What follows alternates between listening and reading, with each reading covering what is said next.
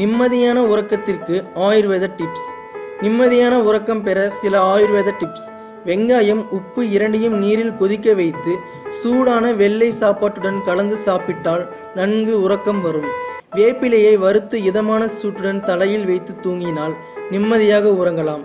கசகச முந்திரியுடன் சேர்த்து அரைத்து பாலில் கலந்து காய்ச்சி கொஞ்சம் கற்கண்டு சேர்த்து குடித்து வந்தால் நன்கு தூக்கம் வரும்.